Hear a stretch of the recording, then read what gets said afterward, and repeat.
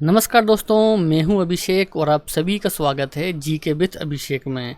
दोस्तों, आज की इस क्लास के सभी क्वेश्चन सिलेक्टेड हैं और आप लोगों के बिल्कुल एग्ज़ाम के लेवल के हैं। दोस्तों, ये वो क्वेश्चन हैं जो कि आजकल हर एग्ज़ाम में पूछे जा रहे हैं, तो आप लोग इस वीडियो को बिल्कुल भी स्किप ना करें, क्योंकि आज की इस क्लास में हम 30 ऐसे क्वेश्चन को डिस्कस करेंगे जो कि परीक्षाओं के लिए बहुत ज़्यादा महत्वपूर्ण हैं। तो बिना किसी देरी के शुरुआत करते हैं आज के हमारे पहले क्वेश्चन से। दोस्तों, आज का पहला क्वेश्चन है कि भारत के कौन से पूर्व प्रधानमंत्री को आधुनिक भारत के चाणक्य के रूप में जानते हैं। दोस्तों, बताना है कि वह पीएम कौन थे। दोस्तों, वे पीएम थे पीवी नरसिम्हा राव। दोस्तों, यहाँ पर आपको ध्यान रखना है, आधुनिक भारत के चाणक्य के रूप में जानते हैं पीवी नरसिम्हा राव जी को। तो पहले क्वेश्चन का सही उत्तर दोस्तों क्या रहेगा, तो वो ऑप्शन नंबर डी हो जाएगा पहले क्वेश्चन का, ठीक है ना। और ये आपको बिल्कुल ध्यान रखना है। दूसरा क्वेश्चन दोस्तों, एक भारतीय राज्य का राज्यपाल आमतौर पर देश वर्ष की अवधि के लिए पद धारण करता है, यानी कि राज्यपाल का पद कितने वर्षों की अवधि के लिए होता है। बहुत ही बढ़िया क्वेश्चन दोस्तों। दूसरे क्वेश्चन का सही उत्तर दोस्तों रहेगा 5 वर्ष के लिए होता है राज्यपाल का कार्यकाल। इस क्वेश्चन का सही उत्तर रहेगा ऑप्शन नंबर सी।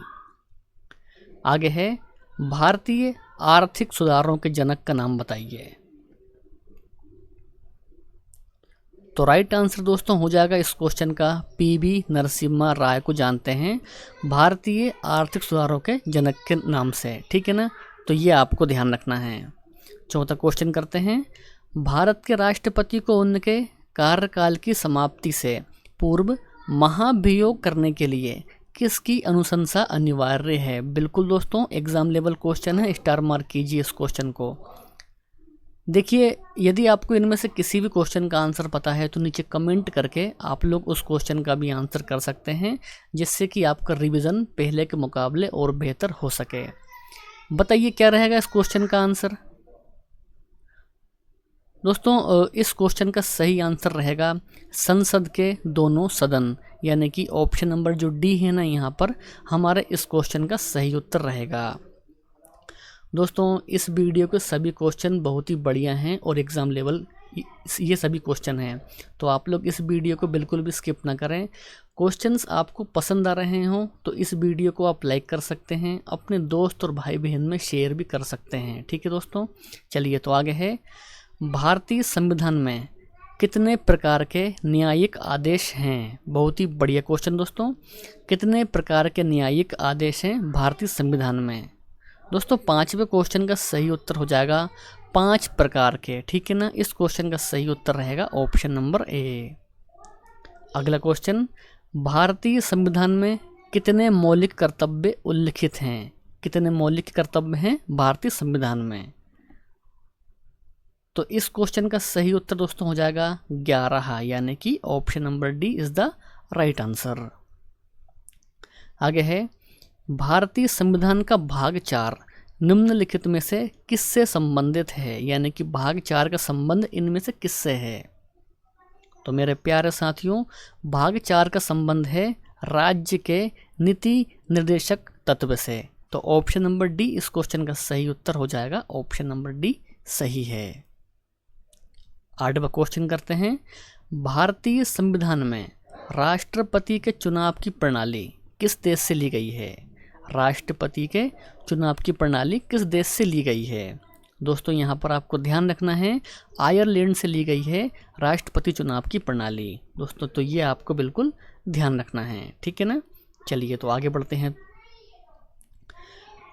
अधिकार परीक्षा शब्द का शाब्दिक अर्थ क्या है। दोस्तों, ये क्वेश्चन हाल ही के एग्जाम में कई बार रिपीट हुआ है, इसलिए इस क्वेश्चन को स्टार मार्क करेंगे।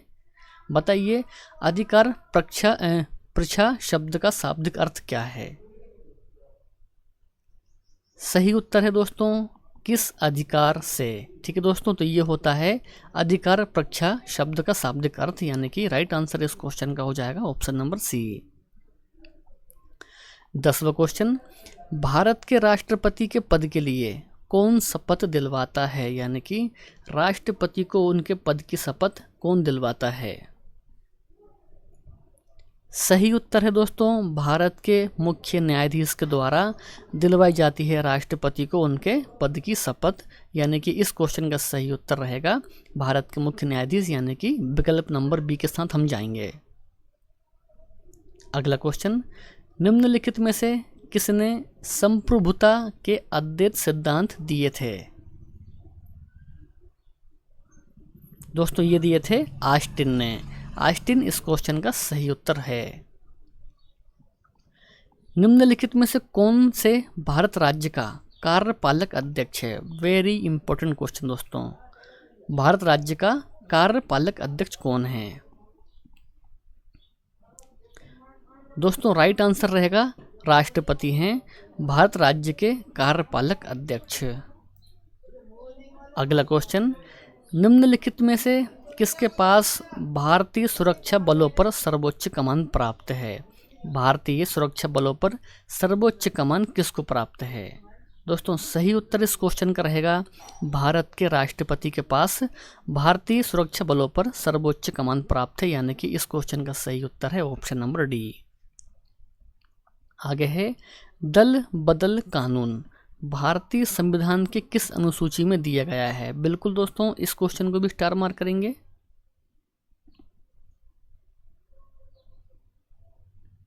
तो ये दिया गया है दोस्तों 10वीं अनुसूची में। 10वीं अनुसूची में है दोस्तों दल बदल कानून, ठीक है ना, तो ये भी आपको ध्यान रखना है। अगला क्वेश्चन है भारत में राज्य के राज्यपाल की नियुक्ति कौन करता है? राज्य के राज्यपाल की नियुक्ति किसके द्वारा की जाती है? दोस्तों यहाँ पर आपको ध्यान रखना है राष्ट्रपति के द्वारा की जाती है राज्य के राज्यपाल की नियुक्ति। दोस्तों तो ये भी आपको बिल्कुल ध्यान रखना है।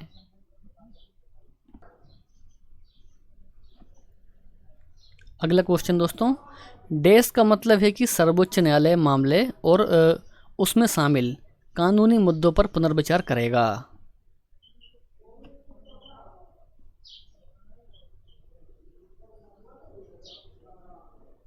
तो प्यारे साथियों इस क्वेश्चन का सही उत्तर रहेगा अपीली क्षेत्राधिकार का मतलब है कि सर्वोच्च न्यायालय मामले और उसमें शामिल कानूनी मुद्दों पर पुनर्विचार करेगा। इस क्वेश्चन का सही उत्तर रहेगा ऑप्शन नंबर सी अपीली क्षेत्राधिकार। आगे है कि भारतीय संविधान के किस संशोधन के तहत उच्च न्यायालय के न्यायाधीशों की सेवानिवृत्ति की आयु 60 से 62 वर्ष कर दी गई थी? दोस्तों अब बताना है कि वे संशोधन कौन सा था। तो वे था दोस्तों 15वां संविधान संशोधन। राइट आंसर इस क्वेश्चन का रहेगा 15वां संविधान संशोधन। नेक्स्ट है संयुक्त राष्ट्र संघ भारत के संविधान की 7वीं अनुसूची में दी गई डैश सूची में सूचीबद्ध है? संयुक्त राष्ट्र संघ। तो मेरे प्यारे साथियों ये सूचीबद्ध है केंद्रीय यानी कि संघ सूची में। इस क्वेश्चन का सही उत्तर रहेगा ऑप्शन नंबर ए। आगे है पंजाब में कुल डैश संसदीय सीटें यानी कि राज्यसभा निर्वाचन क्षेत्र हैं पंजाब में? दोस्तों कितने हैं बताइए। राइट आंसर रहेगा दोस्तों 7 हैं संसदीय सीटें पंजाब में, ठीक है ना, तो ये भी आपको ध्यान रखना है।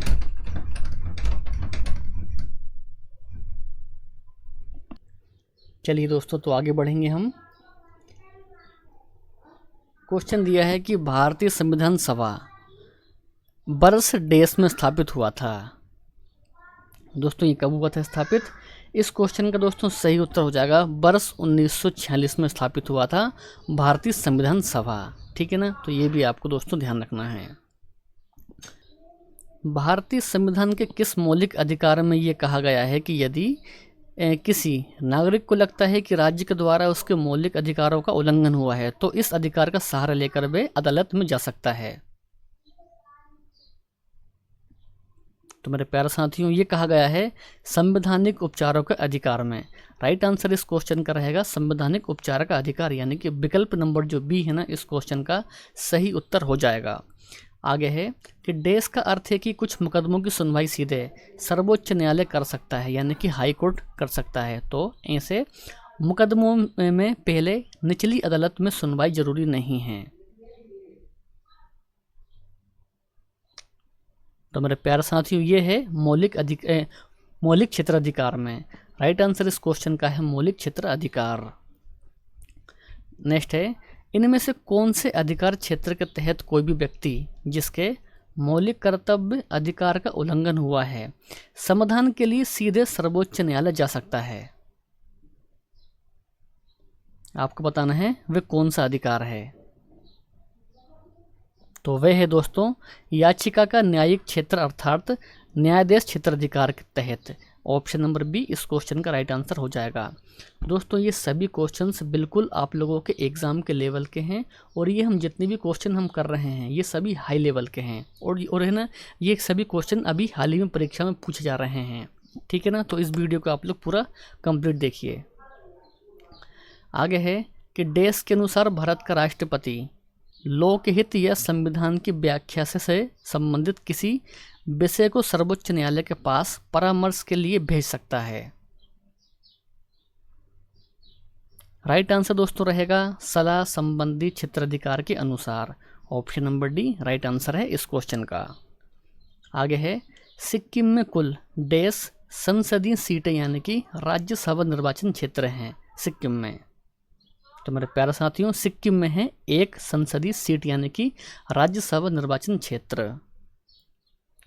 26 है, व्यापार संघ भारत के संविधान की 7वीं अनुसूची में दी गई देश सूची में सूचीबद्ध है। व्यापार संघ दोस्तों संवर्ती सूची में सूचीबद्ध है व्यापार संघ। ऑप्शन नंबर डी सही उत्तर हो जाएगा। आगे है, जब कोई निचली अदालत अपने अधिकार क्षेत्र का अतिक्रमण करके किसी मुकदमे की सुनवाई करती है तो ऊपर की अदालतें यानी कि उच्च न्यायालय या फिर सर्वोच्च न्यायालय उसे ऐसा करने से रोकने के लिए देश जारी करती है। तो मेरे प्यारे साथियों वे करती है जारी प्रतिषेध। प्रतिषेध इस क्वेश्चन का राइट आंसर हो जाएगा यानी कि विकल्प नंबर सी। नेक्स्ट है कि भारतीय संविधान के किस मौलिक अधिकार के अंतर्गत दुकानों, नहाने घाट, होटल आदि स्थानों पर समान प्रवेश का अधिकार शामिल है? बताना है वे कौन सा मौलिक अधिकार है। दोस्तों वह है समानता का अधिकार। दोस्तों तो समानता के अधिकार के अंतर्गत दोस्तों दुकानें, नहाने घाट, होटल आदि स्थानों पर समान प्रवेश का अधिकार शामिल है दोस्तों समानता का अधिकार में। राइट आंसर इस क्वेश्चन का रहेगा ऑप्शन नंबर सी। नेक्स्ट है, देश का मतलब है कि भारत का राष्ट्रपति किसी भी सार्वजनिक हित संबंधी मामले को या जिससे संविधान की व्याख्या शामिल हो उसे सलाह के लिए सर्वोच्च न्यायालय के पास भेज सकते हैं। तो राइट आंसर दोस्तों रहेगा सलाहकार न्यायिक क्षेत्र का मतलब है दोस्तों ये। ठीक है ना, ऑप्शन नंबर डी सही उत्तर रहेगा इस क्वेश्चन का। आगे है, त्रिपुरा में कुल देश संसदीय सीटें यानी कि राज्यसभा निर्वाचन क्षेत्र हैं। त्रिपुरा में दोस्तों कितने हैं बताना है आपको। तो मेरे प्यारे साथियों त्रिपुरा में है एक संसदीय सीटें। Option number B right answer रहेगा इस क्वेश्चन का। और दोस्तों ये रहा आज का आपका टेस्ट क्वेश्चन। जिम कॉर्बेट राष्ट्रीय उद्यान किस राज्य में है? उत्तराखंड, मध्य प्रदेश, असम या फिर पश्चिम बंगाल में? दोस्तों इस क्वेश्चन का सही उत्तर क्या रहेगा तो वो आपको कमेंट करके बताना है। आज का ये वीडियो आपको कैसा लगा आपको आपकी राय भी कमेंट बॉक्स में बताना है। आपको ये वीडियो पसंद आया हो तो आप इस वीडियो को लाइक कर सकते हैं, अपने दोस्त और भाई बहन में शेयर भी कर सकते हैं।